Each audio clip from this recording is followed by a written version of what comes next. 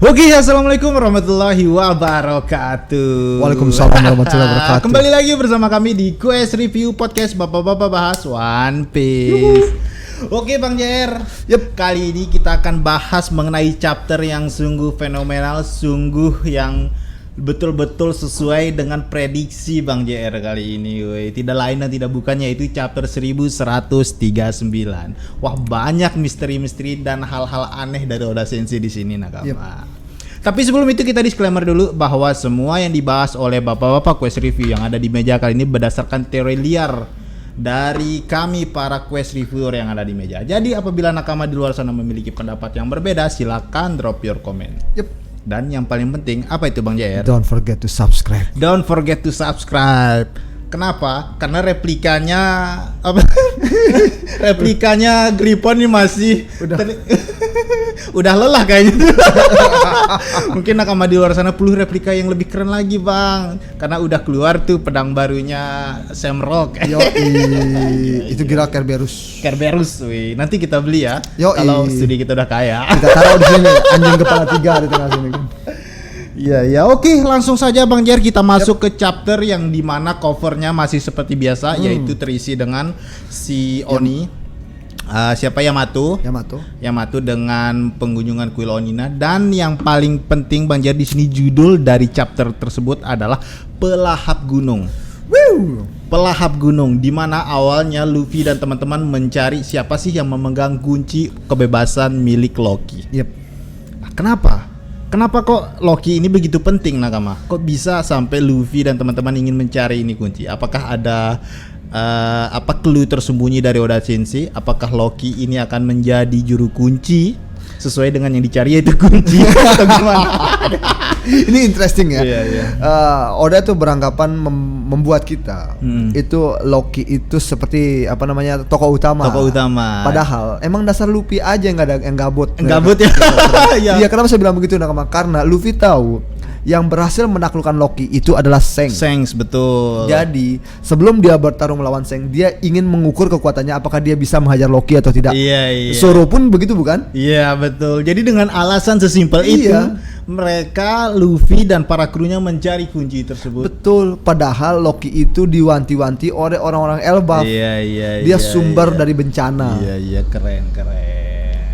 Bisa jadi Bang Jer, karena untuk mengikat seorang Loki sendiri itu butuh kekuatan, butuh waktu, dan butuh seorang Yonko untuk mengurung Loki tersebut. Betul. Dan tiba-tiba Luffy dengan alasan yang simple, alasan yang remeh-temeh apa adanya, ingin membebaskan, hanya ingin mengukur size dari kekuatannya. Aduh. Segabut itu kan? Segabut itu. Sesuai dengan kita 53 episode ya segabut ini. Bahas One Piece aja terus. Memang kita ini dua orang gabut, bro. Dari Zoro dan Luffy. Tapi ada yang menarik gitu chapter 1139 ini. Chapter di mana kita melihat Kerberos itu bisa berubah menjadi bertransformasi. Di mana dari binatang berubah jadi pedang lagi. Iya, keren. Sama kayak yang di CV9 itu. Iya. NES Lobby. Iya betul. Cuman gajahnya mungkin kurang OP. Gajah Pak. Gajah. Gajah cuman binatang yang kuat tapi bukan jenis mitologi. Iya betul. Itu mind blowing banget. Oke Bang JR, mungkin ya kita abaikan lah dengan teori-teori yang mungkin perjalanan mencari kunci.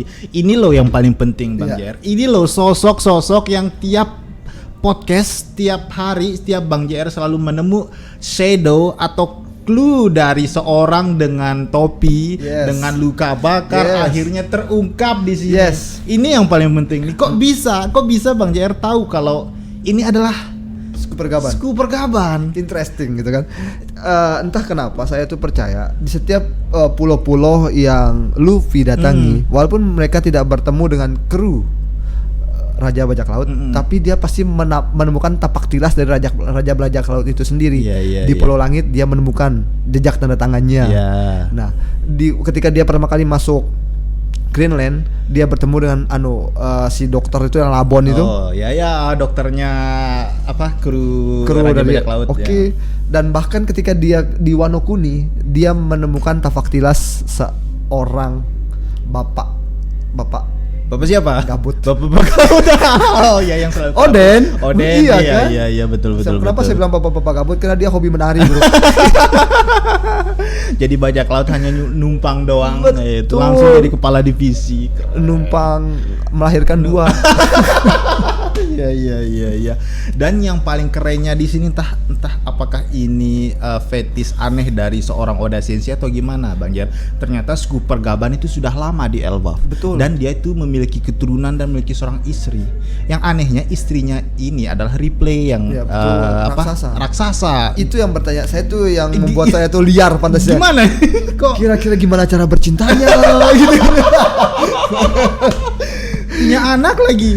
Ini kenapa ini? Kok Oda Sensei makin kesini kok kelihatan Fetisnya makin aneh. aneh-aneh gitu loh. Kok bisa gitu seorang Mungkin Scooper ya. Gaban dengan raksasa?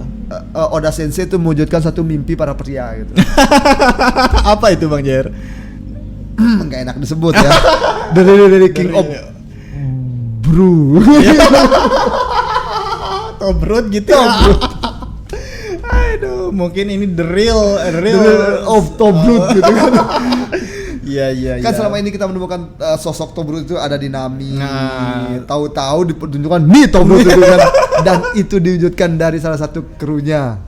Iya, krunya Raja Bajak Laut lagi. Betul sekali. Dan ternyata sesuai dengan prediksi Bang Jer, dia ini seolah-olah memang sudah menunggu Luffy. Betul. Kayak contohnya kemarin kan dia kekuatannya kalau nggak salah itu setara dengan Relic. Relic dan Raja Bajak Laut. Betul. Trio. Sama kayak trio monster kalau gitu Betul. ya. Dan ternyata versi sesuai dengan prediksi Nakama di luar sana, dia juga seorang sama kayak Sanji gitu. Ya.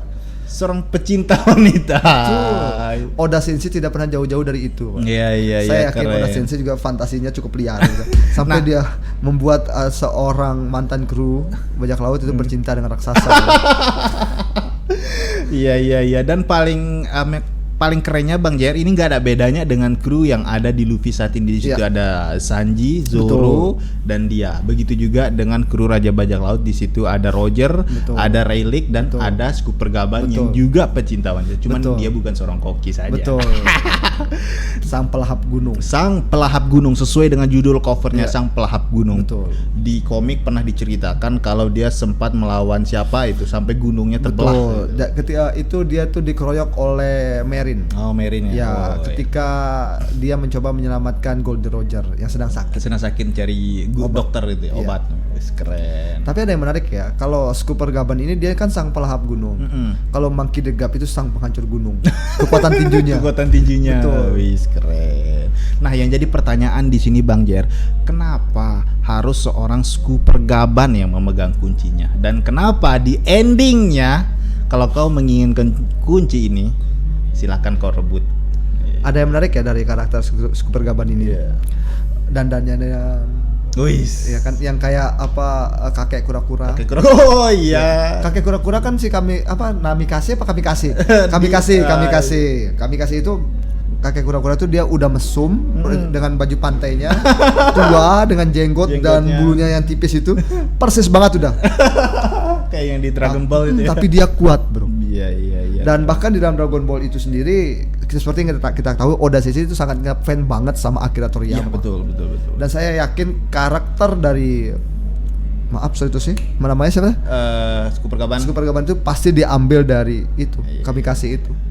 Tapi yang tadi belum dijawab Bang Jer. Kok bisa di semua podcast kita yang kemarin setiap ada siluetnya si Scooper Gaban ini, Bang Jer itu selalu nebak ini tidak lain dan bukan adalah Scooper Gaban. Karena dia sudah diperlihatkan dari awal episode begitu Luffy ini memasukin Grand Line. Ada Scooper seorang pria tua menggunakan topi jerami. Bukan topi jerami, topi Jepang itu loh. Oh iya. Kayak anunya petani gitu. Iya. Dan hanya itu karakter yang belum muncul. Dan setiap siluet Pasti apalagi di Egghead ada muncul siluet. Betul. Bang JR selalu nebak ini Scooper Gaban. Scooper Gaban. Karena saya yakin ya, entah kenapa saya tuh yakin, Roger sebelum dia meninggal, dia sudah mewariskan sepatah dua kata untuk setiap krunya. Dan entah kenapa di setiap krunya Roger itu selalu menyimpan pesan-pesan misteri. Seperti si dokter dan bahkan si Relic itu sendiri. Nah, si Relic itu misteri yang dia simpan adalah misteri tentang Point Point Century. Century, betul. Dan tapi di situ dia mengemban satu beban, dia harus mengajar Luffy. Nah, yang menariknya ini, apakah nanti Super Gaban ini akan jadi guru Luffy atau tidak? Iya. Karena mereka sama-sama kuat. Betul. Karena kalau kita lihat dari endingnya itu, dia seolah-olah ingin mencoba mengajari Luffy bahwa ini loh level tertinggi dari sebuah kekuatan haki. Betul. Karena kan dia bukan pemakan buah iblis. Betul. Gitu. Kalau kau mau ini kunci, silahkan kau Dia modal rebut kapak. sendiri. Modal kapak doang lu bagian, bisa melahap gunung. Betul. Keren. Dan mungkin ya di arc besok 1140 itu kita akan melihat kekuatan Super Gaban. Super Gaban, betul. Dan yang jadi pertanyaan di sini, pertanyaan semua anak, kenapa harus Oda Sensei libur? Seperti biasa loh.